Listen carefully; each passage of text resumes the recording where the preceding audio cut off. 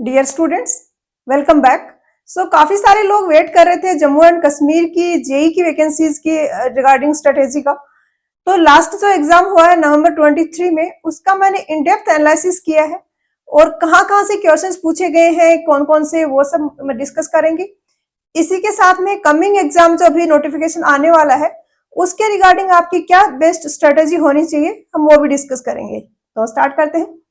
सबसे पहले तो न्यूमेरिकल्स है, उनका काफी ज्यादा वेटेज है यहाँ पर। जो ये वाला एग्जाम और जो एग्जाम कैंसिल हुआ था मार्च में हुआ था, आई थिंक मार्च में एक पेपर हुआ था जो कि कुछ पेपर लीक की वजह से कैंसिल हो गया था। तो दोनों में न्यूमेरिकल्स का वेटेज सिग्निफिकेंट है। ये नवंबर वाला जो पेपर हम डिस्कस करेंगे आज, इसमें 30 क्वेश्चन थे आउट ऑफ 30, न्यूमेरिकल्स थे आउट ऑफ 120, यानी 25% यहाँ पर न्यूमेरिकल्स है।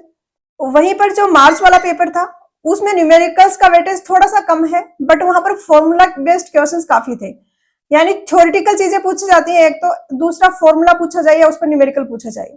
तो कंसेप्चुअल क्वेश्चंस यहाँ पर ज्यादा है, ये एक प्लस पॉइंट है आपके लिए। अब हम हर एक बुक की इंपॉर्टेंस डिस्कस करते हैं, कितने कितने क्वेश्चंस पूछे गए थे। गुप्ता एंड गुप्ता के आउट ऑफ 120 48 क्वेश्चंस यहाँ पर इस बुक से थे, जिनमें मैक्सिमम डायरेक्टली थे, कुछ ऐसे क्वेश्चंस हैं जो थोड़े बहुत मॉडिफाइड फॉर्म में थे। ये सारे क्वेश्चंस मैंने पेपर में मार्क किए हुए हैं। नीचे टेलीग्राम चैनल का लिंक होगा मेरे टेलीग्राम चैनल का, वहां पे जाके आप उनको डाउनलोड कर सकते हो उस पेपर को। वहां पर हर एक क्वेश्चन के आगे मार्क किया हुआ है कि इस बुक का है। नेक्स्ट है बेसिक क्वेश्चंस थे 7 ऐसे जो किसी भी बुक से पढ़ के आए हो आप कर लोगे इजीली, कोई उसमें ज्यादा टफ चीजें नहीं पूछी गई हैं। उसके बाद गेट के पीवाईक्यूज स्पेशली न्यूमेरिकल्स काफी रिपीट हुए हैं। 6 क्वेश्चंस यहाँ पर ऐसे हैं जो गेट के पीवाईक्यूज हैं, उनमें से यहाँ पर रिपीट हुए हैं। और लेवल यहाँ पर मैं कहूंगी कि जेके एसएसबी जेई का लेवल थोड़ा टफर साइड है, क्योंकि गेट के अगर कुछ स्टेट एग्जाम्स में रिपीट भी होते हैं तो 1 मार्क वाले जो बिल्कुल इजी वाले क्वेश्चंस होते हैं वो पूछे जाते हैं, लेकिन यहाँ पर ऐसा नहीं हुआ है। यहाँ पर 2-2 नंबर वाले क्वेश्चंस भी पूछे गए हैं। उसके बाद आरगोर की बुक की अगर बात करें तो 6 क्वेश्चंस इस बुक से थे, जो कि मैं कहूंगी कि कुछ कुछ सेम है, कुछ ऐसे क्वेश्चंस थे जो कि उनके सिमिलर स्टेटमेंट्स थे जिनको थोड़ा बहुत ऑप्शंस में चेंज करके पूछा गया था। कौन से ऐसे क्वेश्चंस थे जो मॉडिफाइड थे उसका हम आगे डिस्कस कर लेंगे। मूर्ति एंड सूद की बुक से 3 क्वेश्चंस थे यहाँ पर जो कि डायरेक्टली उस बुक से कॉपी किए गए थे। और ईएससी पीवाईक्यूज का वेटेज यहाँ पर सिर्फ 2 ही क्वेश्चन थे जो ईएससी पीवाईक्यूज में से पूछे गए हैं, तो कम वेटेज है, लेकिन फिर भी मैं कहूंगी ईएससी पीवाईक्यूज आपके लिए यहाँ पर इंपॉर्टेंट है। क्यों इंपॉर्टेंट है ये हम बाद में डिस्कस करेंगे। कट ऑफ की अगर बात करें तो बहुत ज्यादा हाई जा रही है, बहुत ज्यादा टफ कंपटीशन है। पिछली वैकेंसीज में शायद और भी ज्यादा हाई कट ऑफ जाने का रीजन ये भी था कि काफी टाइम का बैकलॉग था, लेकिन फिर भी कट ऑफ कम नहीं होती है, साल दर साल बढ़ती ही है हमेशा। तो आपको इस वाली कट ऑफ के लेके ही प्रिपेयर करना पड़ेगा। कट ऑफ थी ओपन मेरिट वाली जो जनरल कैटेगरी जिसको बोलते हैं उसकी मैं बात कर रही हूँ, इसकी कट ऑफ थी 87 आउट ऑफ 120।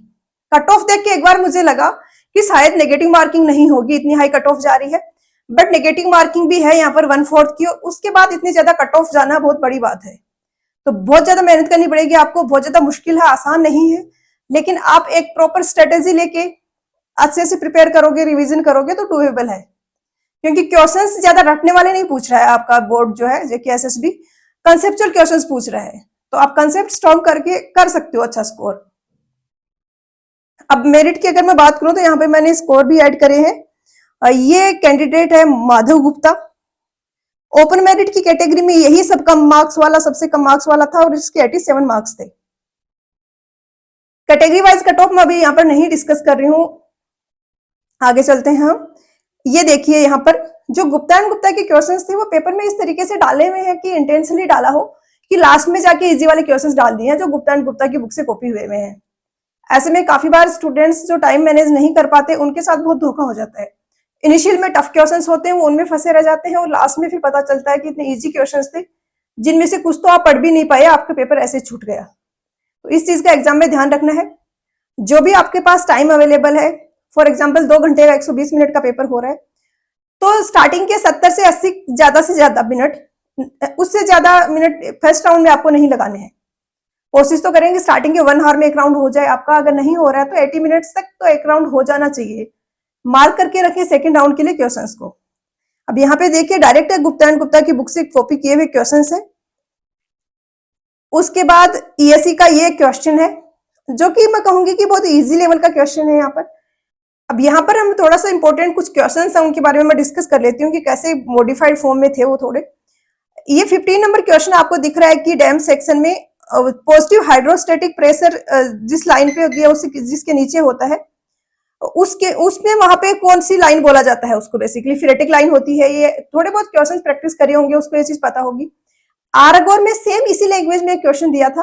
वहां पे ऐसा था कि फेरेटिक लाइन जो डैम में होती है उसके नीचे प्रेशर होता है वो हाइड्रोस्टेटिक प्रेशर पॉजिटिव होता है, नेगेटिव होता है, जीरो होता है। यहाँ पे सेम ही क्वेश्चन थोड़ा सा मॉडिफाइड कर दिया और ये दो ऑप्शन आपको एक्स्ट्रा दे दिया कंफ्यूज करने के लिए। अगर आपको पता है कि इसको सेचुरेशन लाइन भी बोला जाता है, क्यों बोला जाता है इसको सेचुरेशन लाइन? क्योंकि इसके नीचे का एरिया पूरा सेचुरेटेड होता है, ऊपर का अनसेचुरेटेड होता है। तो अगर आपको ये दो ऑप्शन कंफर्म होंगे तो फिर आपको पता है कि डी ही होगा। टॉप फ्लो लाइन भी इसको बोला जाता है, टॉप सीपेज लाइन भी बोल सकते हैं। तो ये क्वेश्चन थे जो थोड़े मॉडिफाइड थे। उसके बाद यहाँ पर मैं एक इंपॉर्टेंट क्वेश्चन आपको दिखाती हूँ।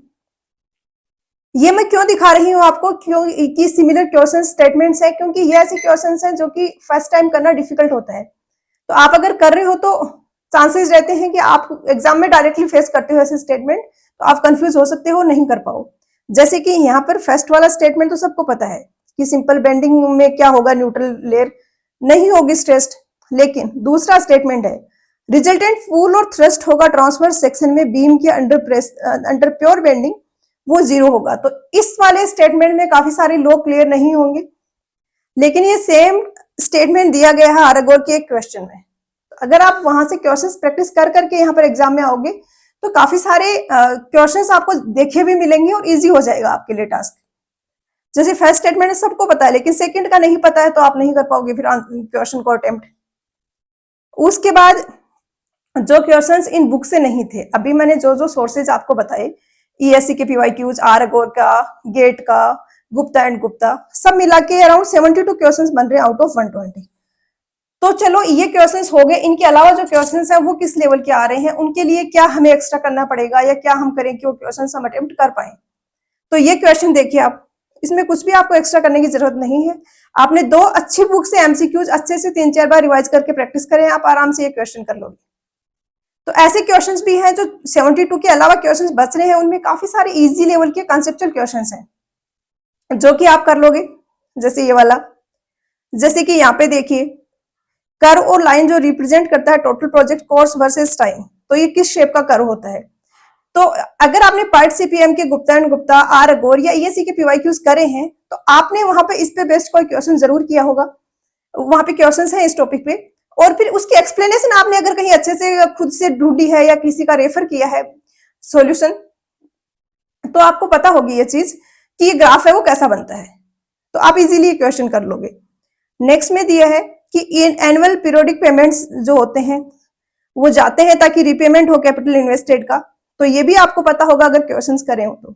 सेम एग्जैक्टली क्वेश्चन ये बुक में नहीं है, गुप्ता एंड गुप्ता में भी नहीं है, आरगोर में भी नहीं है, लेकिन अगर आपने वो क्वेश्चंस करे हैं तो आप ये कर लोगे, ये मैं श्योरिटी आपको दे सकती हूँ।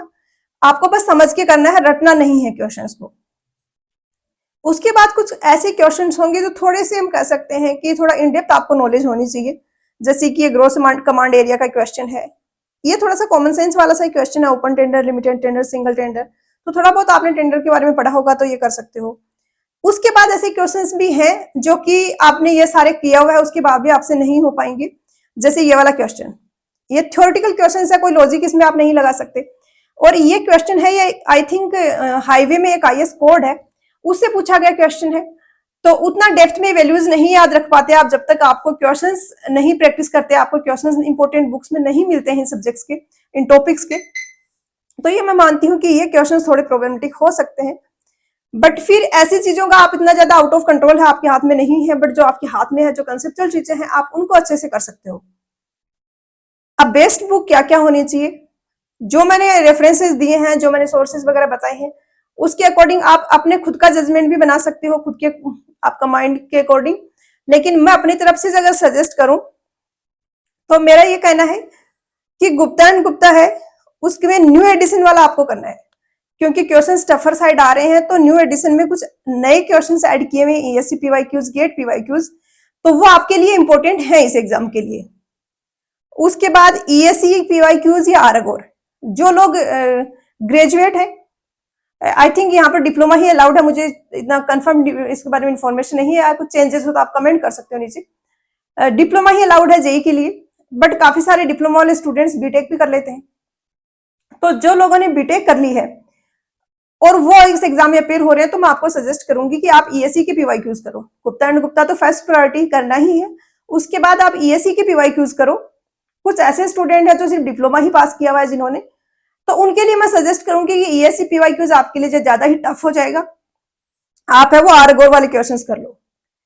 ईएससी के पीवाईक्यूज यहाँ पे बीटेक वालों को सजेस्ट करने के पीछे एक मेरा मोटिव ये भी है कि जो भी लोग प्रिपेयर कर रहे हैं वो एई वाले, एसडीओ वाला जो फर्स्ट ग्रेड की जॉब्स होती हैं उनके एग्जाम भी दे ही रहे होंगे, तो वहां पर एग्जाम बहुत ज्यादा ईएससी पीवाईक्यूज ओरिएंटेड होता है। तो अगर आप ईएससी पीवाईक्यूज कर लोगे तो आपकी जेई में भी आपके लिए बहुत ज्यादा हेल्पफुल है, प्लस दूसरी एसडीओ वगैरह की भी आप पेपर देते हो तो वहां पर भी आपको काफी ज्यादा हेल्प मिलेगी उससे। ईएससी के पीवाईक्यूज सजेस्ट करने के पीछे एक रीजन ये भी है कि इसमें स्टेटमेंट टाइप क्वेश्चंस, जहां पे 2 स्टेटमेंट दिए होते हैं, कौन सा ट्रू है कौन सा फॉल्स है या इसका रीजन है, इस टाइप के क्वेश्चंस भी काफी ज्यादा इसमें पूछे जा रहे हैं। प्लस जो match the following type questions है वो बहुत ज्यादा रिपीट हो रहे हैं यहाँ पर। तो ईएससी के पीवाईक्यूज नहीं भी है, लेकिन फिर भी आपने उस टाइप के क्वेश्चंस प्रैक्टिस करे हैं तो आपको पता होगा कि उनको कैसे अटेम्प्ट करना है। इनिशियली देखने में वो क्वेश्चंस थोड़े टफ लगते हैं, लेकिन एक बार आप प्रैक्टिस करोगे उस टाइप के क्वेश्चंस की तो आपको काफी ज्यादा समझ आएगी चीजें कि ऑप्शंस है वो 4 ही होते हैं और उसके हिसाब से काफी इजी हो जाते हैं वो क्वेश्चंस। काफी जगह ऐसा होता है कि 2 ऑप्शन तो आप इजीली एलिमिनेट कर सकते हो। ऐसे में जब 2 ऑप्शन आपने एलिमिनेट कर दिए तो आपको क्वेश्चन अटेम्प्ट कर लेना चाहिए, क्योंकि आपकी प्रोबेबिलिटी 50% है उसको करेक्ट होने की और नेगेटिव मार्किंग ओनली 1/4 है। उसके बाद गेट पीवाईक्यूज आप कर सकते हो, क्योंकि इसमें न्यूमेरिकल्स ज्यादा आ रहे हैं एक तो न्यूमेरिकल्स पे आपको अपनी कमांड है वो काफी स्ट्रॉन्ग करनी होगी, क्योंकि न्यूमेरिकल्स आप ऐसे छोड़ नहीं सकते, अपना वीक एरिया नहीं रखना अफोर्ड कर सकते आप। तो आपको अच्छे से न्यूमेरिकल्स प्रैक्टिस करना है और अच्छे से प्रैक्टिस करने के लिए गेट के पीवाईक्यूज करिए। काफी लोगों को लग रहा होगा कि एक जेई के एग्जाम के लिए हम गेट के पीवाईक्यूज क्यों प्रैक्टिस करें, तो हमने पीवाईक्यूज में भी ट्रेंड देखा है, क्वेश्चंस पूछे जा रहे हैं। दूसरा, आपको बहुत टफ वाले न्यूमेरिकल्स नहीं करने हैं। कुछ सब्जेक्ट के मैंने भी एक एग्जाम के लिए करवाए थे, आई थिंक एचपीएससी का एग्जाम था एक, उसके लिए मैंने कुछ सेलेक्टेड क्वेश्चंस करवाए थे। उस सब्जेक्ट का जियोटेक था, एनवायरमेंट में पार्ट 1 वाला था, हाइड्रोलॉजी और इरिगेशन। इसके लिए आप वहां से वो रेफर कर सकते हो, वहां पे साइंटिफिक क्वेश्चन, सेलेक्टेड क्वेश्चंस आपको मिलेंगे जो कि इंपॉर्टेंट है आपके एग्जाम पॉइंट ऑफ व्यू से। इसी के साथ में बाकी जो सब्जेक्ट्स हैं उसको आपको खुद से सेलेक्ट करना होगा इंपॉर्टेंट क्वेश्चंस। कौन से इंपॉर्टेंट क्वेश्चंस आपके लिए गेट के पीवाईक्यूज में, जो fill in the blanks type है वो नहीं करने हैं, जिनमें बहुत ज्यादा टफ कैलकुलेशन इन्वॉल्व है वो आपको नहीं करने हैं। आपको वो क्वेश्चंस करने हैं जिनमें ऑप्शंस दिए गए हैं और कैलकुलेशन ऐसी हो कि आप बिना कैलकुलेटर के कर पाओ, क्योंकि बहुत कॉम्प्लिकेटेड कैलकुलेशन वाले आपने कर भी लिए अभी तो आप एग्जाम में नहीं कर पाओगे, तो उनमें टाइम वेस्ट करने का कोई फायदा नहीं है। उसके बाद अगर मैं आपसे बात करूं, इंपॉर्टेंट चीज ये है कि स्टिल आपके सिलेबस में नहीं है।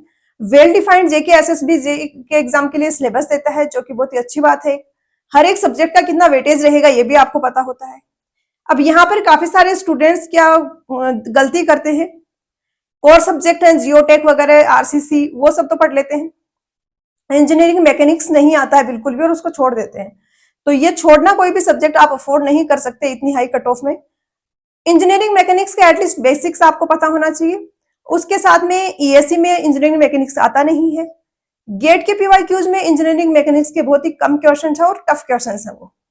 तो आपको करना है गुप्ता एंड गुप्ता की बुक में जो इंजीनियरिंग मैकेनिक्स के पीवाईक्यू जो क्वेश्चन है, और इसी के साथ में आरगोर की बुक में जो इंजीनियरिंग मैकेनिक्स के क्वेश्चन है वो भी आप लोग कर सकते हो, वो आपके लिए रिलेवेंट है।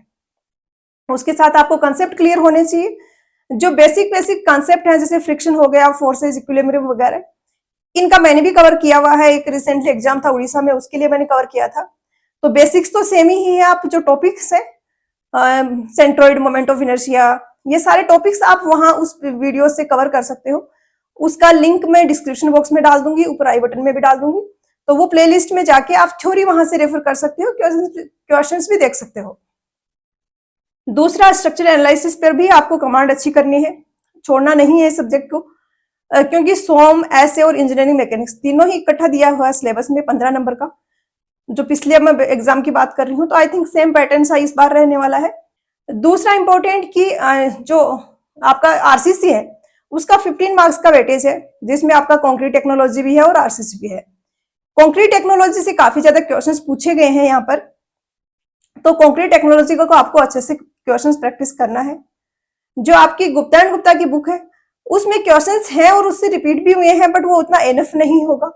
इसमें मैं सजेस्ट करूंगी कि आर अगोर की बुक में कंक्रीट टेक्नोलॉजी के आई थिंक 250 के अराउंड क्वेश्चंस है, जो कि बहुत ही अच्छे से होल सब्जेक्ट को कवर करते हैं। तो आप इसके लिए वो प्लेलिस्ट रेफर कर लीजिए, उसका भी इसमें प्लेलिस्ट मिल जाएगी चैनल पे आपको। तो ये मुझे लग रहा है कि ये इंपॉर्टेंट चीजें हैं जो कि आपको करनी चाहिए कमिंग एग्जाम के लिए। बीटेक वाले हो ESC PYQs Gupta and Gupta, बचे हुए टाइम में गेट पीवाईक्यूज। जो डिप्लोमा वाले हैं आर अगोर कर लीजिए और गुप्ता एंड गुप्ता कर लीजिए। उसके बाद में अभी नोटिफिकेशन आ जाएगा, डिटेल्ड सिलेबस आ जाएगी। उसके बाद में एक पेपर जो मार्च वाला कैंसिल हो गया था, उसका मैं इनडेप्थ एनालिसिस करके मुझे लगेगा कि जरूरत है थोड़ा कुछ और एड ऑन करने की जरूरत है, तो मैं अलग से सेपरेट उस पर वीडियो बनाऊंगी। अभी के लिए आप यही रखिए कि जो जो मैंने बताया है इन पे फोकस कीजिए। बहुत ज्यादा कंटेंट नहीं रखना है, रिवीजन पे ज्यादा फोकस करना है। तो आज के लेक्चर में इतना ही, मिलते हैं नेक्स्ट लेक्चर में। पढ़ाई करते रहिए, ऑल द वेरी बेस्ट।